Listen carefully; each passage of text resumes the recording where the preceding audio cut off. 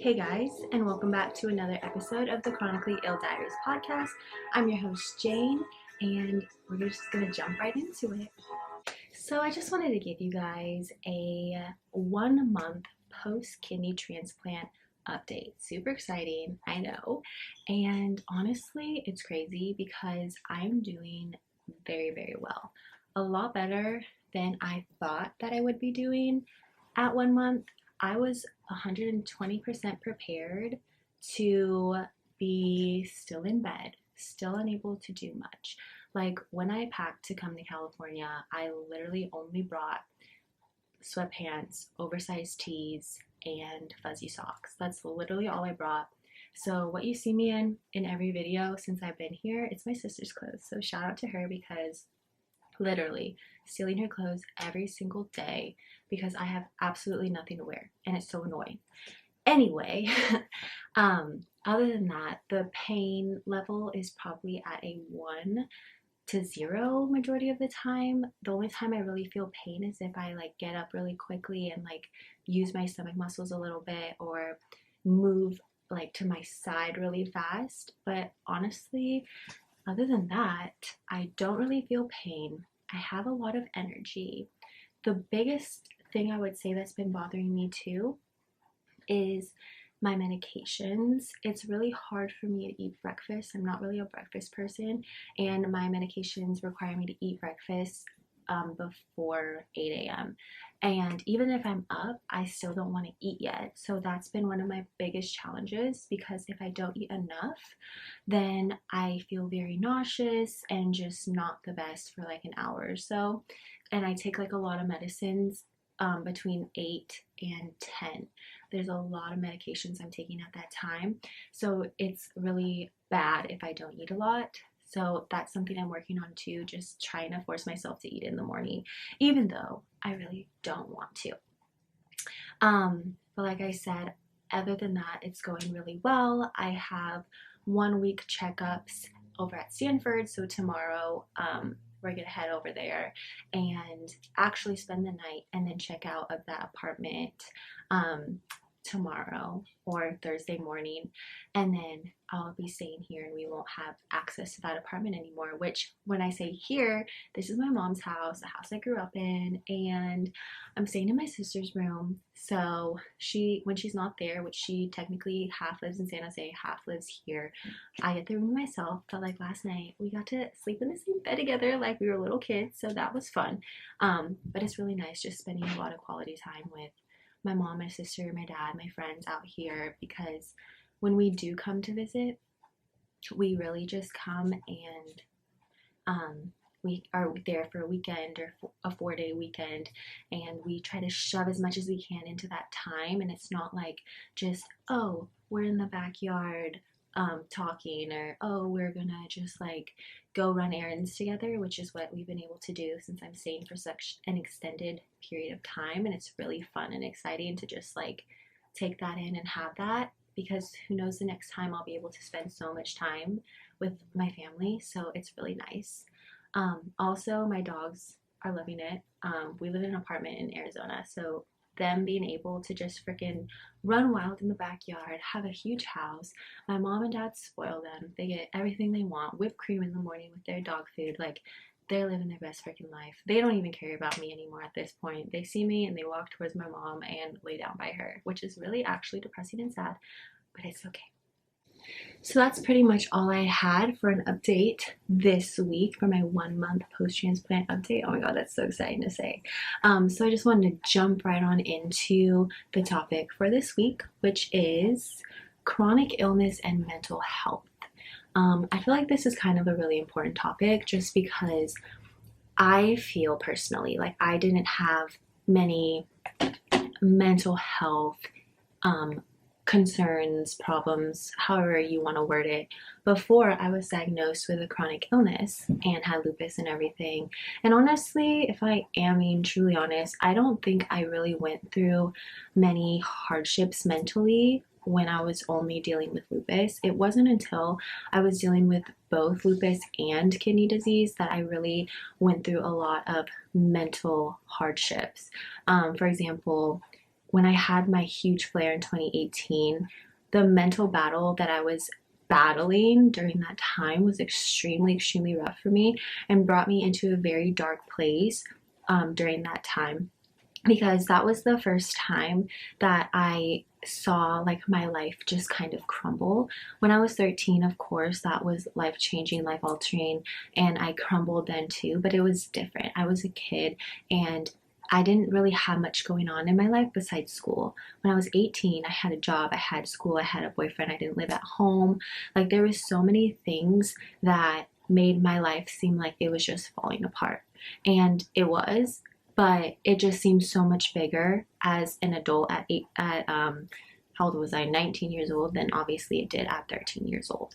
And just that process and that time when I was on dialysis, I feel like I never fully recovered, never fully got my happy, pure mental state back for all those 4 years, because I just felt like I never really had peace at all during that time. If you're on dialysis or on a type of treatment like that where it just never ends and you're never fully healthy per se, then I feel like maybe you can feel the same way as me, because I really do feel like it was just a constant cycle of grief in a way, a constant cycle of highs and lows, and I would have months, maybe weeks of good, and then something would happen again and I would have a backtrack and I would have to start from ground zero, and then again the process would continue over and over and over. Like I said, maybe it would be a one good week, then a bad week, or a bad couple of days. Sometimes it would be a really good month, and then out of nowhere, I get sick, or I have like those heart palpitations that kept happening, or I couldn't tolerate certain foods all of a sudden, and it made me feel really sick. Like, it could be anything. One of the biggest things for me when I was on dialysis, that would be a huge setback for me, would be when I would have to up my dialysis dosage. So I was on peritoneal, so I would have like liter bags, and then they grew over time, that how much would have to go inside of me in the cycle at night.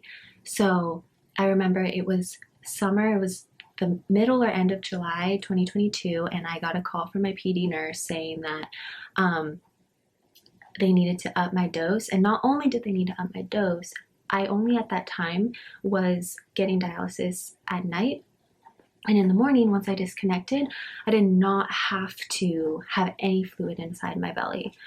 But at that phone call, at that time in July, she told me that I had to do the same cycle at night and also add more fluid, and then during the day I had to keep some in. And that, with that being said, I knew the limitations that came with having to keep fluid in during the day, which meant I liked going to the gym, I like to lift, it's fun, whatever, and I knew that there'd be limitations on that depending on how much it was, because the more that's in the belly, the more restrictions you have with weight bearing type of restrictions. So I knew that, oh, if it was over 2,000, I wouldn't be able to work out the way that I was then, and that really upset me, obviously, freaked me out, put me in a horrible mood. I know I also got that call while I was at work, so it wasn't the best. I remember I literally had a mental breakdown. I took the phone call on my 10-minute break, and then I like walked around the whole building looking for a place to cry, and there was literally nowhere for me to go. So everyone just started like asking me what's wrong, and it was one of the worst days, honestly. But my point of that story was saying, like, at any moment, random, I just get a phone call from the nurse. I always answer it because it's my nurse. I answer and she tells me that horrible news just out of left field, out of nowhere. And it put me through a new loop again. I was having a month of good. June was all good, and then here comes this day in July, and now I'm going through this cycle again and trying to wrap my head around the idea of having fluid in my belly all day. And I'm one of those people that I hear news and I hear something that has to happen to me, and if I don't know what it is, or I've never experienced that certain thing before, I always take my mind to the worst place, which I feel like that's very common with people. I wish I'm working on that trait, because it's stupid and it's very frustrating to always go to worst case scenario. But my mind would just go to, okay, I can't work out anymore. I'm going to get fat. I'm going to get skinny, whatever the case may be. And it was just very depressing for me. And so I'm really working on that, because honestly, it didn't even end up being bad like that. Yeah, I had fluid in my belly. My stomach always looked a little tiny bloated, but I was able to work out exactly the same. I was able to live my life exactly the same. I just had to take extra time in the morning to make sure I did that last fit. Also, what I kind of mentioned in one of the last podcasts, I think it was the one with friends, they do a mental health check with the recipient and the giver of an organ before you're able to donate. And that I want to have my sister on one of these times because she went through the process. I really want her to explain what the process is. But basically for me, they just kind of asked me like a couple simple questions, like, have I ever been suicidal? Am I suicidal? Like my mental state during the time leading up to giving the kidney, literally up until the hour, they were asking me those types of questions. I feel like one of the best things you can do to make sure that you have an outlet to your mental health and really something that can ground you again and make you feel like yourself again. One of the things that worked best for me was having routine. I noticed a lot of times that when I lacked routine in my life, it made it more difficult for me to have a good day, a week, a good month. And the routine didn't have to be like a from when I wake up to when I go to sleep type of routine. Those also are amazing, but it could have just been a morning routine or like a nighttime routine that I stuck to every single day, even on the weekends, even when plans changed and I was busy. And that I feel really, really helps and helped back then and helps me now. And I also noticed too when Franz is on a routine himself or he's on a routine with me, it helps him a lot too, just feel more grounded and feel more like himself the longer he sticks to that routine. It is a little easier when you are sticking to a routine with someone, so it's someone who holds you accountable for that thing or those actions. However, it is very doable to do those things all on your own because everyone honestly has different outlets and different things that make them happy. And so again, one of the things that I used to do a lot, especially when I lived at home, was in the mornings I would wake up and I would get my coffee. I would go in the backyard where it was nice and cool in the mornings with my journal, and I would journal for 10 minutes, about just free journaling. If I didn't have anything to talk about, then I would just do a gratitude journal entry, and I would just write down the things I'm grateful for, write down some daily affirmations, anything that would really come to mind. And that just started my day on a positive note. Then I would get ready for work and I would get in the car to drive to work and put on a podcast. Usually it would be like a motivational podcast, like the ones where like the Motivational Monday and they're like chanting at you. But a lot of times it could be something like a little more chill, a little more calm, a topic that I want to listen to, such as like, oh, somebody's full day of eating or somebody's investment podcast or something like that. It could be random and it changed daily, changed weekly. It was just whatever I was feeling like putting into my mind to start off my morning. Like I said, it was always different genres. It was never like I always listened to girls talk about their morning routines or something. Like it was always something different. And then I would do my day, whatever, come home, and I would walk my dog for, sometimes it was just 20 minutes, sometimes it was an hour and 20 minutes. It really just depends. And doing that, I loved doing it at sunset, and I would make sure to be able to go out and see the sunset while we were on the walk. Majority of the time, I wouldn't bring my phone, or I would, and I would just put it in like my bag or something, because I didn't want to go and be on my phone during the walk or get text messages and have to check my phone. So I always wanted to be unplugged, but also wanted to bring my phone or something just in case anything happened. It's really easy now to not bring your phone if you have like an Apple Watch with service, and that way, if anything does happen, you can literally call on your Apple Watch and you're okay. They can track you, someone can track you. But yeah, really going unplugged, just listening to nature, like looking at the different homes that you're walking by, or where I used to walk my dog was like along the canal. So I would just look around at all the open land and you could see the mountains in the background, and the sun was setting behind the mountains every day. And it was just really nice and gave me a lot of joy and peace.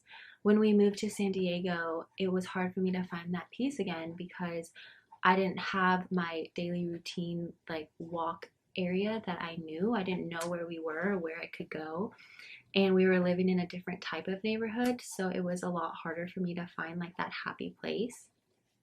Eventually the happy place became the beach, and the beach at that time was only 15 minutes away, so a lot of times I would drive to the beach and just sit on a bench and listen to the waves for like 20-30 minutes and head back home. And it was really nice. I also worked in the like at the beach, so it was easy for me to just drive down, stop at the beach, catch the sunset, and then head on home. um Little tiny things like that really do make such a difference in your mental health, your mood, so many things, your sleep, everything. And I really, really believe in that. It doesn't have to be, oh, I have to watch the sunset or I have to watch the sunrise. It doesn't have to be those things, but that's just something that has always made me happy. Also, just being outside. Since I've been staying with my parents, every day when it's about this time, around 6 p.m., I go out in the backyard and I lay on like the lounge chairs in the backyard. I let the dogs play and I read my book for about 30 minutes to an hour every single day. And it's just so nice to be outside, to have the wind blowing, the breeze, the sun is setting, it's not too hot anymore, and it's just super relaxing, super enjoyable. I'm reading my book, which is just a time to wind down and relax. And it just makes me feel really good and like puts me in a positive mindset going into my sleep and then going into the next day. It definitely makes me have a better sleep knowing that I got that 30 minutes to an hour of just me time. No one's bugging me. I'm doing what I want to do, and it's really nice. Once I go back home to Scottsdale, it's going to take adjusting again because, like I said, I don't have any responsibilities necessarily right now, as in I don't have to go to work. I can't work out. I'm not even really taking care of the dogs, if I'm being honest. My mom is definitely taking that over for me while I'm here.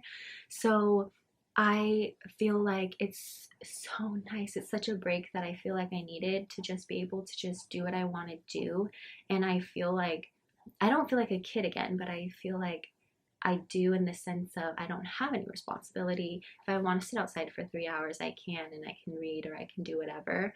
So it's just really nice. And I know that I'm not going to have that much time when I go back home to Scottsdale, but I really want to find that 30 minutes of the day where I can wind down, I can read my book, I can listen to a podcast, I can do something by myself that makes me happy, winds me down, and really just puts me in that positive headspace that will continue to help me grow and foster my mental health, knowing that this is going to be a journey that I'm going to be on for the rest of my life, dealing with a kidney transplant.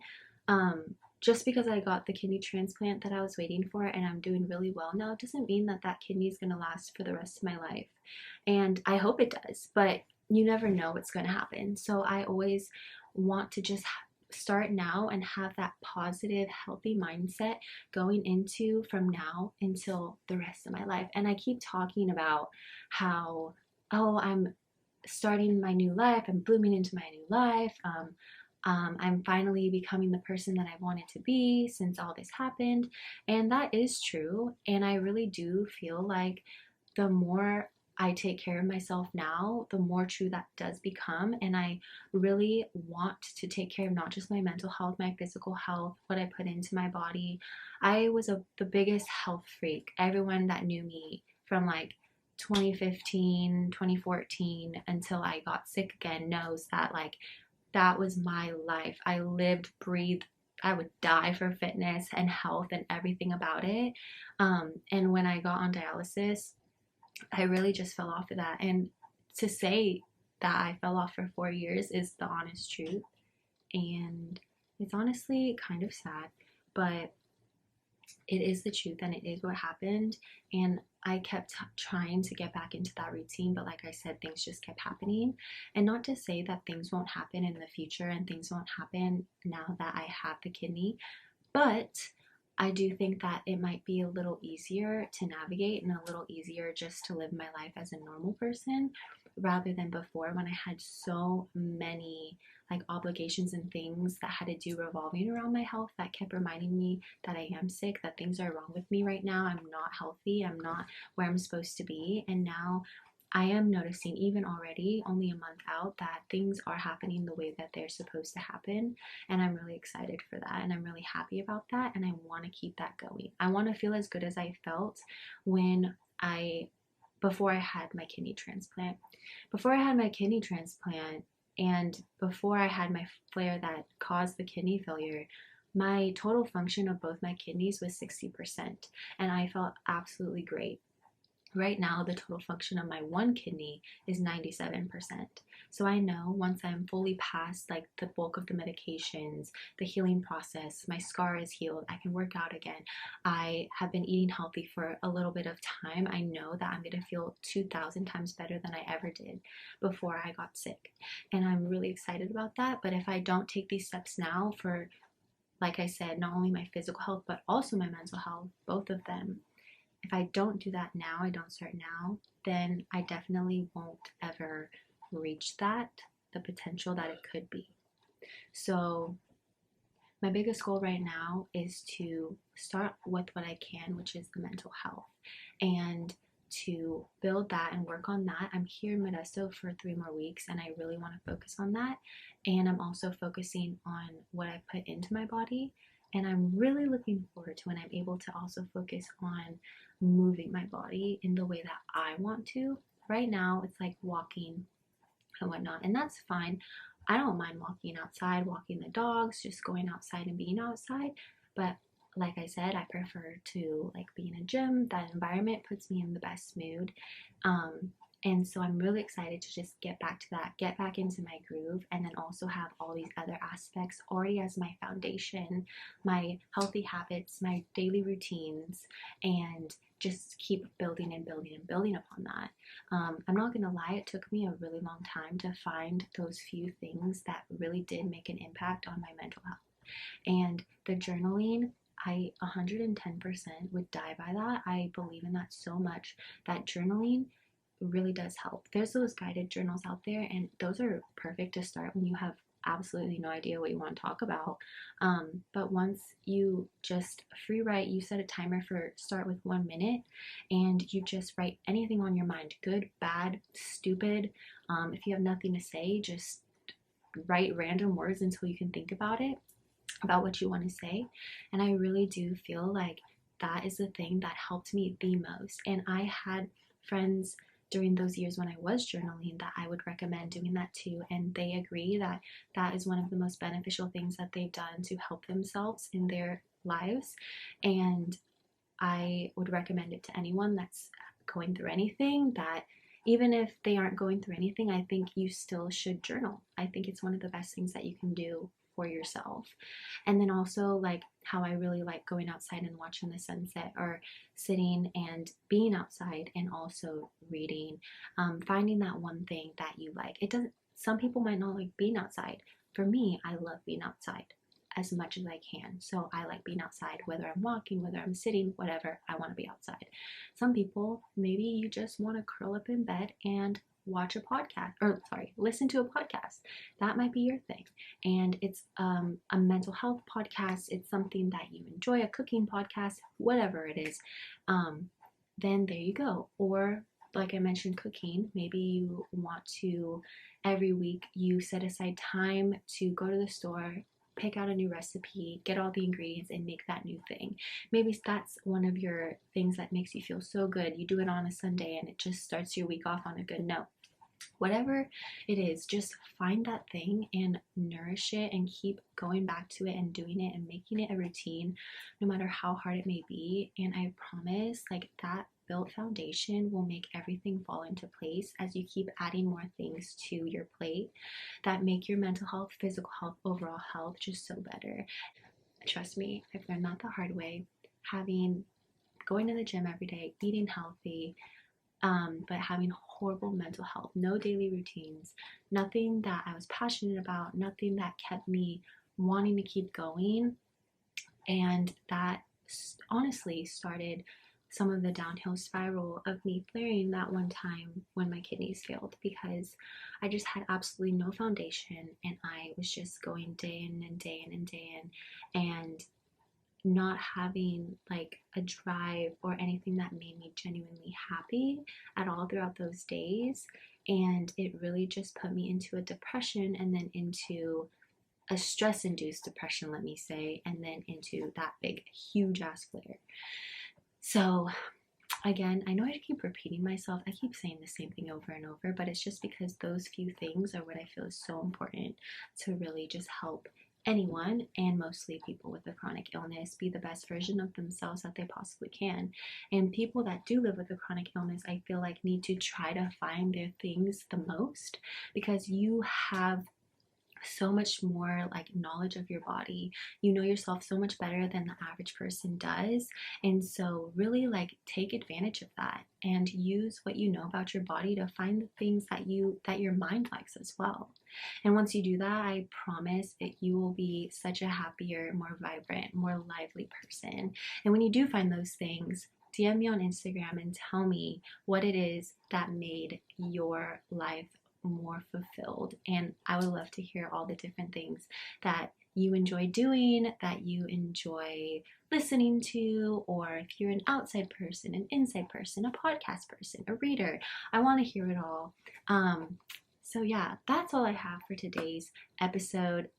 That I know that was kind of all over the place, but hey, this was a random throw together episode, but I had a lot of fun with it. I thought that it was really important to get that topic out there, and I really enjoyed chatting with you guys. So I will definitely see you guys next week with another episode. I love you guys. Thank you again for all the support and all the love, and I'll see you next week. Bye guys.